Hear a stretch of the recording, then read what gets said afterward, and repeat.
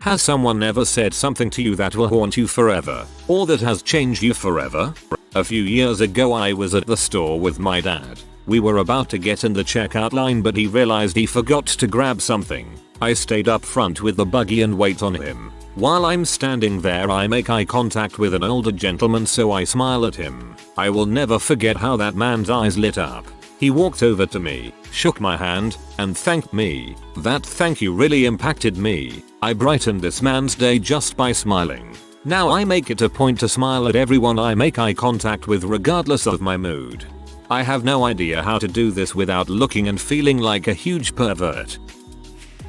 I worked at a golf course on and off for 6 years through high school and college. My dad started teaching me the game when I was 7, but I've never been serious about it in the competitive sense. I like my leisurely walks through the green and the trees, but one morning when I was 18 I was working while a tournament was going on. Some guy didn't show for his team and my boss asked me to join and fill the spot, all while still on the clock. I agreed and met my team. 2 older fellows and 1 guy in his 30s. Only remember the 2 older ones' names. Bob and Ed. They were 2 old friends and were very kind. The round starts well, but as I mentioned I've never taken the game too seriously, so I still hit some bad shots here and there. Then those bad shots start getting more frequent. I felt like kind of but I knew that my game wasn't in any competitive shape and that whoever didn't show up probably would have done a lot better than me and that I was really holding these guys back and maybe even costing them some money. My frustration started showing and I'm usually very good at hiding it. After about 6 holes of this, on the 15th tee, Ed pulled me aside. He spoke very softly and clearly, and I'll never forget it. "Son, I can see that you're getting upset about how you're doing. We've all been there. Had days like these. It's nothing to work yourself up about. I went through Vietnam, and let me tell you something. A few bad golf shots is nothing worth getting upset about." Then he simply smiled, gave me a pat on the shoulder, and we went about the remainder of the round talking and enjoying the rest of our walk in the sun.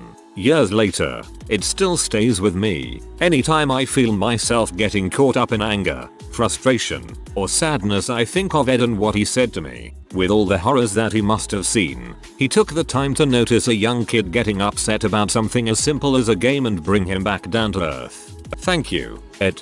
This is one reason why I've stopped keeping score while playing golf. I'll never be good enough to be professional. Why go through all the frustrations of keeping score when you can enjoy actually playing golf? When you don't keep score, you tend to remember all your good shots holes and easily forget your bad ones. I know you've been expecting this, but daddy died this morning. Related, your mother is going to die sometime tonight. I feel you loud and clear. I worked for a local craft store. On Saturdays, the store would always sell the synthetic flowers, the ones you put on gravestones, for cheaper prices. I was working the register when an old man around 80 years old came up and sat blue, purple, and yellow flowers on the counter. He looked me in the eye, and that's when his eyes turned red and his lips began to quiver. He croaked out, "It would have been 54 years of marriage yesterday, and I can't remember her favorite color. I think she would have liked these though." His voice trailed off. I'll never forget the sound of defeat in his voice as he tried to retrieve what memories he was still capable of recollecting from his aged mind. It destroys me that people can be so in love, but once one of them dies, without warning they can start forgetting the little things. I never want to forget the little things. Totally unsolicited. An old man said this. I was walking back to my car 15 years ago. "Stop walking with your head down, young man. Look up and take control." I still remember. Now I look up and smile. It makes a huge difference. I will say this to a young person. Not today, but I will. Back in my senior year of high school, my friends and I all applied to design and arts-based programs. Graphic design, interior design, fine arts. I started taking art lessons much later than all my other friends. I actually started taking classes 2 years before applying to university, whereas they had been taking lessons their entire lives. So naturally I wasn't all that confident in my abilities. My friends at the time were always encouraging though, telling me my portfolio was good enough to get me accepted everywhere I was applying. When I got accepted to my program of choice, We decided to celebrate and they told me, we were all sort of lying to you. None of us actually thought you'd get it anywhere. Completely crushed what little self-confidence I had in my own abilities. Anyway, that stuck with me throughout my academic life. Working hard to spite someone or to prove someone wrong is surprisingly effective at motivating yourself to work hard. Wow, WTF. Bitchy art students. Get new friends ASAP, if you haven't already. My parents have been divorced since I was like 4, and on my 10th birthday my dad drove 6 hours one way to give me my present and a small cake. He stayed for maybe 30 or 45 minutes and played my gift, SNES game, with me. Then before he left to drive 6 hours back to his house he told me, "Don't ever forget that I love you." I don't know why, but that's just been a real emotional moment for me. I mean, everybody in this world has pretty much the same amount of time, and he basically threw away an entire day of his life just to spend half an hour with me on my birthday. I love you. Followed 3 years later by, I just woke up one day and realized didn't love you anymore. Been haunting me ever since.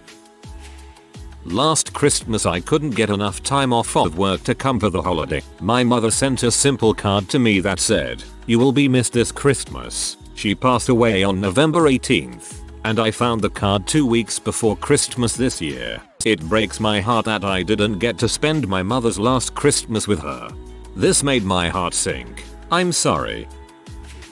I was in the 6th grade, at a summer camp. All the kids were waiting outside in line for something, when a white-haired man passed by, who was hiking through the camp. He saw me kind of standing alone, and he walked up, reached in his pocket and pulled out a little piece of yellow chalk that he put in my hand. Then he said, "Son, make a mark on this world." Then he just kept hiking. You were visited by a wizard. Here's a positive one. As a kid, I had musical talent. Probably a lot of musical talent. Now that I can compare it with others. My parents were clueless about what to do with me, and after we emigrated, I couldn't find a good music teacher, so no one really encouraged me. Because of that, I ended up quitting music at the age of 18 and going into another line of work. Many years later, I attended a music festival dedicated to a particular musical genre. At that festival, I met one of the biggest stars of that genre and begged her for a lesson. She was happy to oblige, spent 2 hours with me going over all sorts of things, and at the end of it told me that I am a real musician, and that I have music in my soul, and that I have what it takes to make it in music. It was the first time anyone has ever been at all encouraging of my musical ambitions, and especially coming from a musician of such magnitude. It really did change my life. 6 years later, I am performing all over the place and working on my 3rd CD. I guess she was right. You better not be Justin Bieber. I was robbed and held at gunpoint in Mexico when the guy asked me why he should let me live. I realized that I was 20 years old and didn't have an answer. I told him I didn't know and he looked at me confused, as though it was shocking that I had no answer for him. He looked at me for a second and looked over at his friend and it was as though time absolutely stopped. I just looked at him without fear or sadness. I really just did not care at that point. He turned back and looked at me dead in the eyes and in broken English said, "Your life hasn't started yet." Those words still haunt me and make me realize that life isn't forever and you need to start it as soon as possible. When I was 15, my mum and dad went away on holiday, leaving me alone for the first time. I ended up locking myself out of the house on the first day and frankly had no idea what to do. My next door but one neighbor Phil saw me standing there crying and came over. Long story short, he broke the door window to get in, replaced the window with identical glass and never told my parents, nor did he ask me to pay for anything. He said to me at some point, "Remember dude, not everyone is a C." He also gave me my first joint. What a guy. Thanks Phil. Good guy Greg. Old and busted. What a guy Phil. New hotness. When I was young I asked my dad if demons were real and he said that the only demons are inside us. That stuck with me for some reason.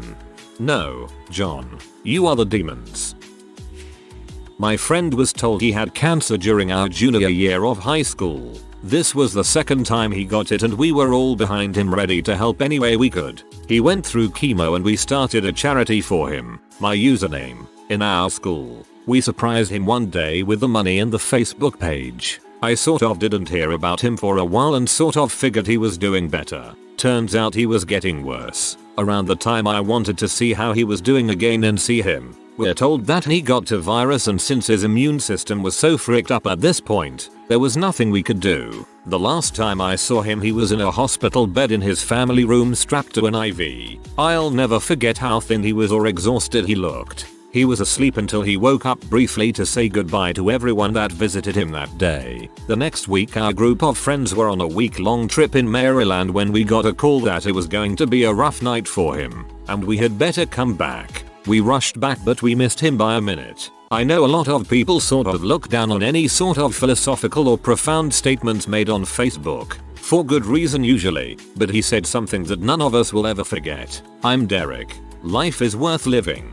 No matter how bad things may seem, there is always love and some purpose for you. If you just love, peace will follow. The world is too fricked up to be negative. Being positive will change your life drastically. You will realize that your life is nowhere near as bad as you thought. Live life. Love much. Laugh often. Peace. It might not be anything that deep, but whenever I'm having a particularly crappy day I remember how tough and happy this kid was with what he had to deal with. When I was 14 I got addicted to drugs and ended up breaking into houses to steal money. One of the families came to my court hearing and the judge gave them a chance to speak. I had violated them, their sense of security and safety in their own home. And the mother stood up and all she said was, "Do good. You can do good. I've tried my best since then. Keep doing your best." I am the youngest of 6. Family is huge to me. At the time me and my older brother were fighting about something so stupid. He was on his way out the door to leave for work and out of habit he said, "Love you, bye." I told him that I wish he were out of my life. He died in a car crash later that night. That was about 5 years ago now. Still weakens me. He knew you loved him, without even the smallest trace of a doubt. He knew it. Not me but my mom.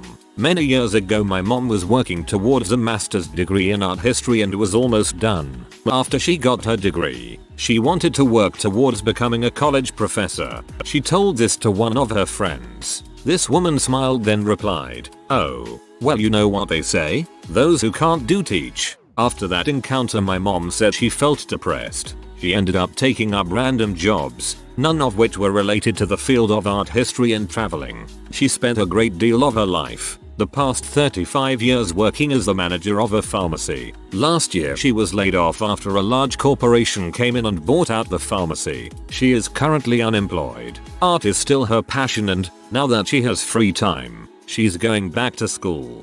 I hate people who say that. Got to be one of the most inaccurate things ever. What a nasty person.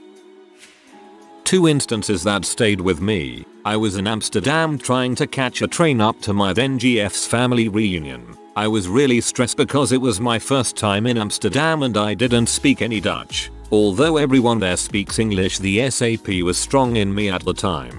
I was scowling and pissed off because I was having a difficult time figuring out where to go, which train to get, how much it was going to be, when all of a sudden this lady, in her 50s, with white hair came into my space with a slight grin on her face. I went to ask her if I could help her or find out what she wanted, and every time I went to say something she put her finger to her lips to shush me. I stood there puzzled and finally she put her index finger against the corner of her mouth and pushed it up. Then moved her finger across to the other side and pushed it up as well until she was smiling. I broke out into a huge grin and immediately felt better. She then turned and walked off into the crowd. Every time I get stressy traveling I think of that moment. The second time was when I smoked. I was at a gas station buying cigarettes and this dude walked in, and when I bought the cigarettes he just stated it's expensive. No. I knew he was saying it to make me think about the negatives of smoking. Just in the manner he said it. Hard to explain without sounding a little douchy. He was just being a good guy, Greg, I guess. When I quit, I thought back to that moment and it helped me to quit smoking. TLDR, 2 very brief interactions with complete strangers have changed my views permanently. I was thinking about this stuff the day before yesterday. I have always wanted to tell people about these stories but it never came up. I worked at a fruit stand that was run by an ancient Filipino man for all of high school. I had known him my whole life, and for most of the time I worked there I was the only employee. We always got customers and that he'd speak Tagalog to, and being a white girl I always just kind of awkwardly stood around. One day one of those customers came in and while they were talking, she pointed at me, and he pointed at me too and replied. When she left, I asked him what they said about me, and he said she asked who you were, and I told her you were my granddaughter. He had always treated me like I was, and I still feel like I have another grandparent looking out for me. Incredibly sweet. When I was really young, my parents got a divorce. For years after that, they shared custody of my siblings and me. It seemed like every time our father would pick us up for his weekend, there would be another fight. It was never physical, but it always upset us. Then, when I was 10, he came to pick us up again, but this time we didn't want to go. We hugged our mom close and cried that we didn't want to go, but she urged us into the truck and said, "I'll see you on Monday." She told my dad to wait while she got our coats. After she went into the house, my dad sped off. I remember looking out the back window of the truck and seeing my mom standing on the porch with an armful of coats, just staring at the truck as we drove away. That weekend she passed away. She had diabetes and had contracted pneumonia. She got pneumonia from the cold house that she couldn't afford to heat. Additionally, she would always sleep in the cold, so that my siblings and I could have the only space heater we owned. I'll never forget the look on her face as we drove away. I'll always be waiting for the Monday that never came. My heart just broke. You are either the kind of person that can tell a lot about someone by their shoes, or you can tell a lot about a person by their smile. I think you would prefer my smile to my shoes. My physics teacher said this to me after realizing that I never made eye contact with anyone, just looked down all day. I work at a call center for an ICE taking general tech support calls. Generally this is not a very emotional job until I took a call from Jack. Jack was an old gentleman, in his 90s, who had just come home from a month-long stint in the hospital for a sickness that was going to kill him soon. The doctors gave him a couple of weeks to live, and Jack elected to die at home where he and his wife had lived together up until her death a few months prior. His kids had all booked flights for next week and were going to stay with him until the end so he could pass with dignity in the home he loved with his family. For some reason, though, Jack was frantic when he called me. He told me the internet was not working on his computer and he desperately needed it to get into his email and access pictures of his grandchildren. After quite a bit of investigation, as Jack was wheelchair bound and almost totally unable to move, we discovered his modem was dead. Jack quite literally would not be getting internet that night. He couldn't go out himself and purchase a new one. He couldn't get his home care nurse on the phone and I live thousands of miles away, completely unable to do anything for him. When I told him this, he broke down into tears and admitted that he felt God calling him back to Martha, his wife, and wanted to see those photos one more time before he passed away. I begged him to call 911 if he felt that way, but he insisted he would not because he didn't want to die in the hospital. He told me to send him another modem as soon as possible. I talked with him about his family for as long as I could and then we said goodbye. At the end of the call, he thanked me for everything I tried to do profusely, and since I'd accomplished nothing, I felt absolutely awful. I put in the order to overnight a new modem free of charge and we hung up. The only reason I know how this ended in a call center full of 70 people taking 1,000 calls a day is because a friend of mine got the next one, this time from Jack's daughter. That poor old man who just wanted to look at some pictures of his grandchildren died mere hours after he spoke to me, disappointed and alone.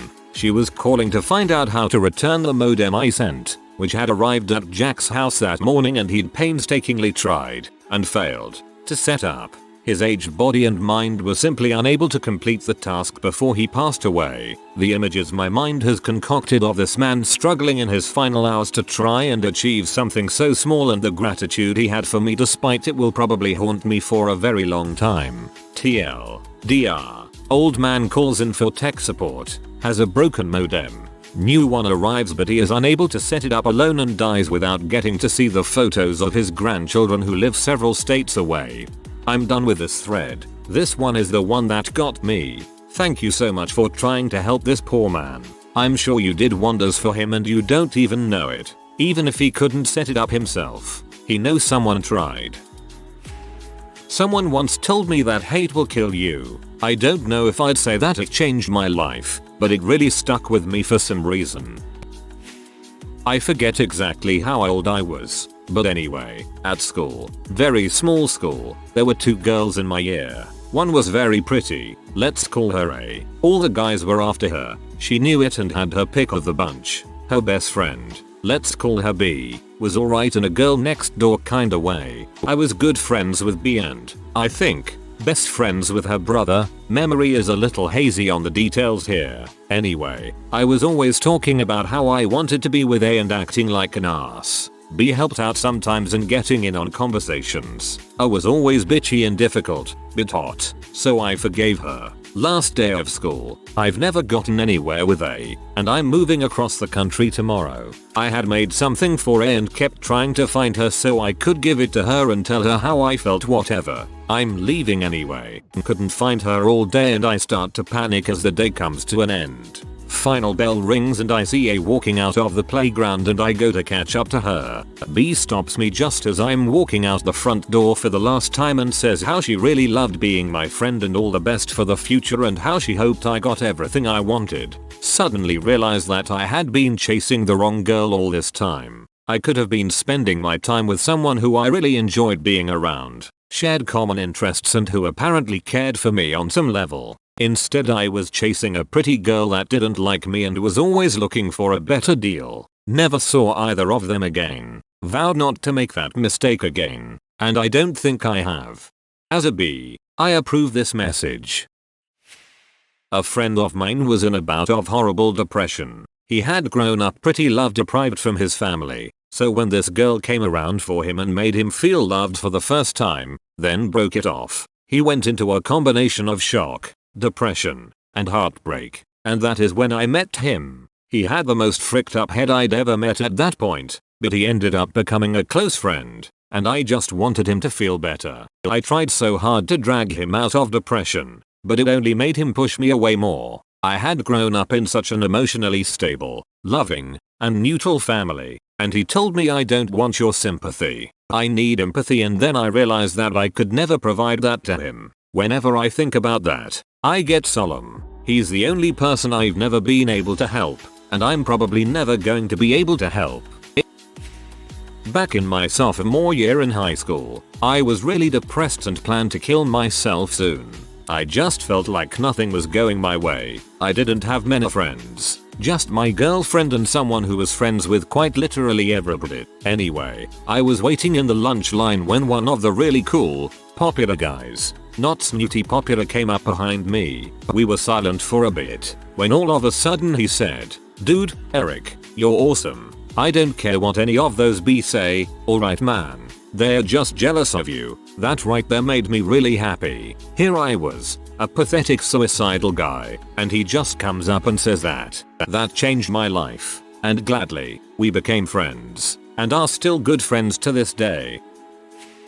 When I was about 6 years old in school, one day we were having a going away party for a classmate whose family was moving away. He was never someone I hung out with or really talked to, but got along with fairly well. On his last day we ended up next to each other, and he told me the night before he had a dream about me. I remember thinking that it was really cool that this kid had thought about me. Non-creepy BC. I was 6. I was a pretty nerdy kid, so a lot of kids didn't talk to me, so I thought it was nice. Then he tells me what the dream was about. He was asleep in his room and heard noises coming from downstairs, so he goes to see what it is. He walks down the hall to the stairs and looks down to see me sitting in front of his TV playing his Nintendo in the middle of the night. Then he laughs and says, "So I went to my parents' room and got my dad's shotgun and killed you." Sounds pretty lame, but as an innocent 6-year-old that thought someone was being nice, it was a kick in the gut that someone had dreamed about killing me and laughed about it. This seriously creeped me out.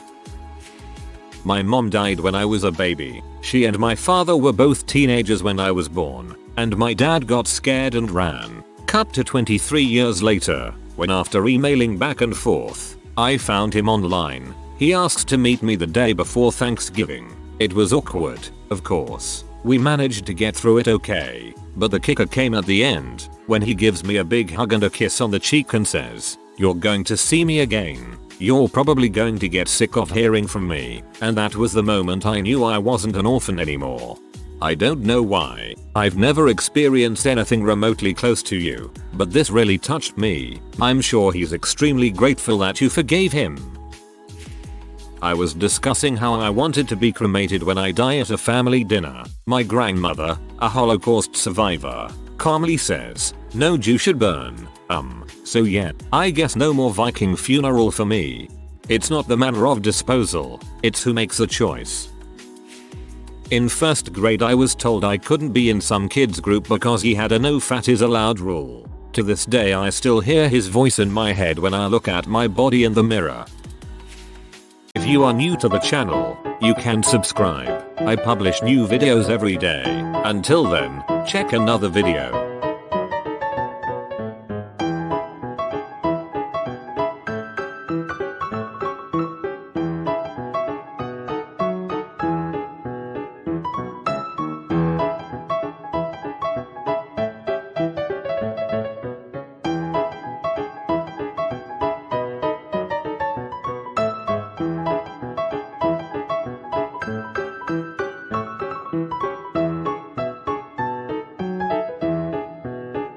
Bye for now.